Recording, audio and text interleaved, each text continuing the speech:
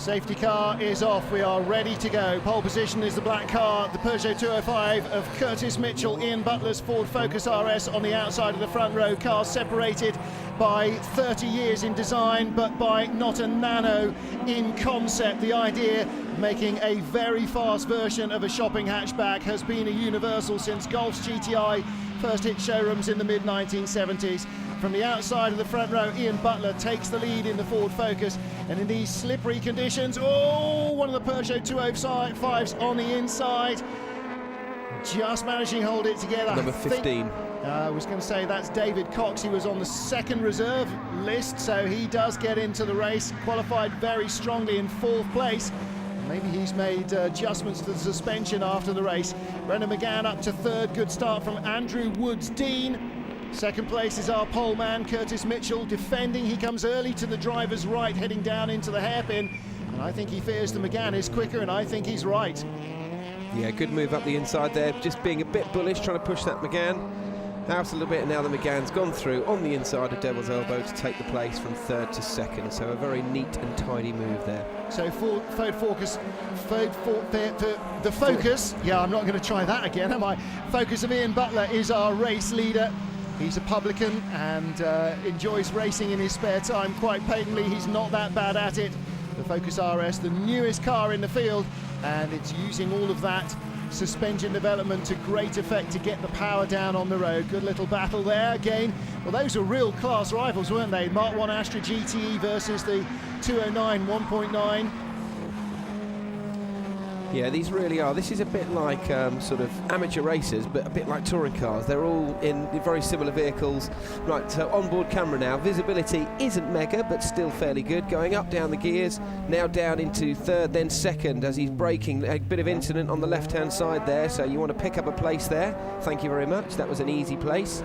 And then back on the power again, down to Devil's Elbow. So good onboard footage there, showing you how close that these drivers are. Well, he's going around the outside of Luke Bennett's Honda Integra, which got itself a little bit all of 6s and 7s under braking.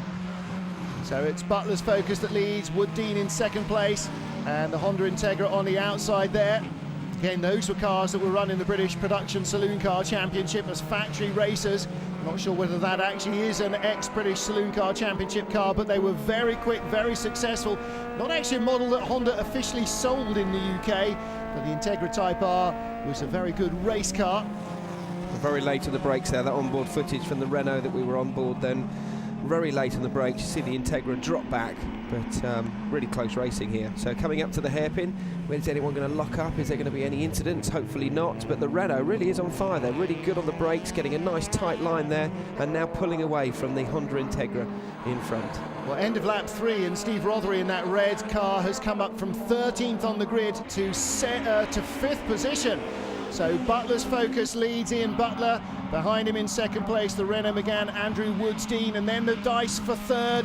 It's still our pole man, Curtis Mitchell, but only just, because he's got the Proton Satria. That's the black and silver number 21 of Danny Cassar. That's a black, silver and green, I suppose, from the front. Cassar going the long way round the outside. And that could be a winning run up to the S's. Now he's got the headlights on, and look, extra spotlight as well. And you can notice the Ford Focus at the front there of Butler. He keeps, every time he brakes, the hazard lights come on, so which denotes that the car has got ABS, and as he then brakes really hard on the brakes, it sends a warning out to all the other road users that the hazards are coming on. So keep an eye out for the Focus. Every time you see him braking for some of the corners, the hazard lights come on, which is a little bit odd from a race car. Well, now the other thing about the Ford is it looked initially as if it was going to streak away. It is being caught though. Fastest car on the track is our cameraman. 5th position at the moment, that is the 4th place Peugeot right in front. So Steve Rothery absolutely flying, a 59.1. Next quickest man is in 2nd place, and that is Andrew Woods-Dean in his Renault Megane. But around the outside of the Renault for 2nd place comes 21, Danny Cassar. Does like the outside line there, and it's working for him. Very good move. As the circuit's getting greasier on the really proper racing line, there is actually more grip slightly offline, as the guy he's demonstrating perfectly well, going up the field, making moves all over the place. He's on the outside now for the hairpin, so if I was in the Megane, I wouldn't let him take me as easily as he's making it look. Well, he's finding grip everywhere, isn't he, Danny Cassar? So the McGann is back in, Andrew Woods-Dean, Danny Cassar in 3rd place. 4th place still is the Peugeot 205, our pole sitter Curtis Mitchell. And he is leading his class as well. And again, the Proton driver dives to the outside. Let's see if he can make this stick now, as he's carrying so much more momentum, loads more momentum around the outside. Can he make it stick? Well, he's using the wide line, yes. but Charlie, he's taking advantage of the wide line. He's gone for second. He's going for glory. That is the leader. I don't know if the Focus is going to let him have it that easily, but he's got to be careful that he's not going to get boxed out by the McGann now. On the inside, no, made it. He's really found a trick there. He's going outside to inside through the S's. That is great driving by Danny Cassar. It's all about the brakes. Really under pressure now is Ian Butler, the leader in that white Ford Focus. Well, Cassar will just drive around the outside. There's no bother cutting back, putting the leader on the defensive, and now he tucks in behind. And I think surely now Ian Butler's got to know what to expect. Cassar this time looking to the inside. If I was the driver in that in the yellow McGann, I would be, thinking, oh, well, I'm going to follow him through. I'm going to make this stick as well. So the Focus definitely under loads of pressure, with quite prominent livery on the white Focus of the Jolly Farmers, which is the pub that he owns. It's quite a cool logo. The only reason why I noticed that my old man's a farmer, and we have Butler in our name as well, so it sort of stood out a little bit. There you go, round the outside again. Yes, around the outside, the battle for the lead. Danny Cassar again in the Proton. Again, the Focus just has got a little bit more get up and go in the straight. Notice on the back of the Focus, there's a yellow square on the right of the number plate with a black cross on it. That denotes he's still a novice driver, and that possibly is playing into the hands of Danny Cassar with a bit more experience. There you go. Yeah, this is really hard to see. He's got so much more grip than anybody else on the circuit, but just hasn't got the power that the slightly more modern cars have. But he's on the inside now.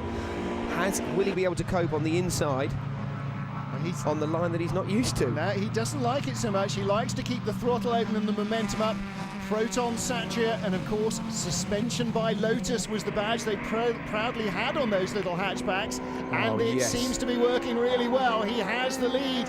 This time Ian Butler, well, he qualified in 2nd place. Ooh, and the McGann's all over the grass as the Peugeot starting to make a lunge now as well. So Andrew Woods-Dean out to 4th.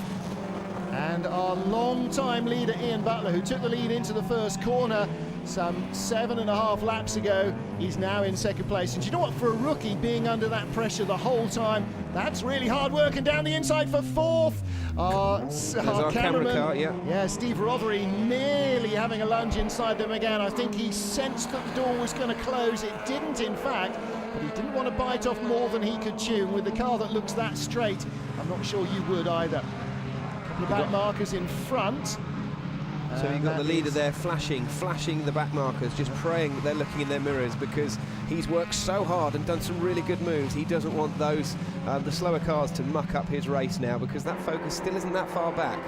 They've already scythed past one of the Beetles, and they got the Peugeot 405 Le Mans Special Edition of Harvey Edwards in front. So lights flashing, and you can see the hazards coming off on the hazards coming on again. So we've got the first race with the Peugeot. No, don't throw it away. And the leader getting caught up in traffic, and through comes the Ford Focus. So Ian Butler is back into the lead, at least temporarily. There's 1 minute and 18 seconds on the clock, and we are in 5th place with our cameraman Steve Rothery. This is going to be another grandstand finish. Rothery's just dropping away a little, but as we have 1 minute and 5 to go, they'll have this lap plus 1 more, possibly plus 2 more. Yeah, the 2nd place man needs that to get back at that Focus again, because that was a little bit of a silly move. He put himself in an awkward position there behind the back markers, behind car number 91, who's having his first race, so he's basically got really involved then, and he's now done it again, back in the lead again. So if he just keeps his cool and concentrates and swaps engines with the Focus, he'll be absolutely fine. He'll be uncatchable if he swaps his engines with the Focus. He's making full use of finding the grip in these slippery conditions. There is a big group of cars in front of him, but they are quite a way in front now. He's just had to get right in the middle of the road down for the hairpin there. He was not going to risk going out wide onto the racing line, leaving the door open on the inside for Ian Butler. Butler in second place. Danny Cassar, our race leader in the Proton, streaming away. Third place still Curtis Mitchell, the man that qualified on pole. Leader flashing the headlights at this group of cars. It's the Beetle 88. And 53 is the closest car, Mark Snelling's Fiat Punto. Leader now right in the middle of them. He's going to have to negotiate this bunch. They're 3 wide. The leader's on the outside. Danny Cassar's making a good run here. He's got the Astra GTE in front as well. He's going to go around him. And the golden rule here for the back markers is try and stay on the racing line and allow the leader to at least have a clue where you're off to next. And that's what they're trying to do. Oh, and unfortunately, Ian Butler got caught up there behind the Punto, but also behind. Look, third place battle. Whoa, up the inside. This is for fourth. The third place black car is right in front of us, number 25. Last lap lunge. It was a last lap lunge, and the Peugeot holds up. Peugeot takes second from Ian Butler, and the McGann goes up to third place as well at the checkered flying. Danny Cassar, checkered flag. Danny Cassar is the winner. Dramatic last gasp effort up into second place. Car number 25, Curtis Mitchell, in the Peugeot 205 that started on pole position, and scrabbling into third, Andrew Woodstein in the Renault Megane. So Ian Butler shuffled down to fifth at the line because our cameraman got by as well. Steve Rothery, the door was open, he went for it and he got the place. It doesn't really get much better than that. That was brilliant, absolutely brilliant. Goodness me, well, this is not the order out of the last corner. It was the order at the line. Danny Cassar, the winner then. Curtis Mitchell, Andrew Woodstein and Steve Rothery, all highway robbery, blagging their positions from poor Ian Butler, who was second off the hairpin and fifth at the line. Classic Mallory Park racing.